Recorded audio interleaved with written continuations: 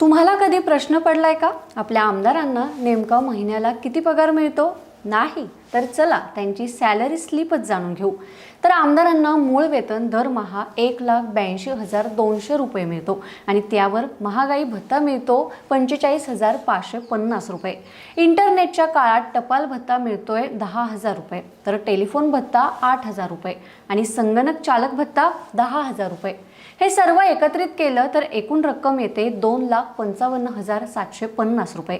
याशिवाय ड्रायव्हरला 20,000, पीएला 30,000 पगार सरकार देतं। प्रत्येक बैठकीसाठी 2,000 रुपयांचा वेगळा भत्ता मिळतो।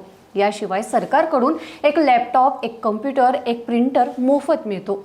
एसटी प्रवासही मोफत आहे। ठराविक रेल्वे प्रवास सुद्धा मोफत आहे।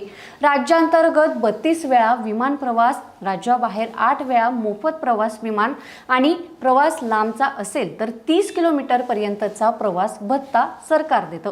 इतकंच नाही तर आमदारांनी कोणती नवीन गाडी घेतली तर त्याचे व्याजही सरकारच देतं। आमदार जर खासगी हॉस्पिटलमध्ये ॲडमिट झालं तर 90% खर्च हा सरकार भरतं।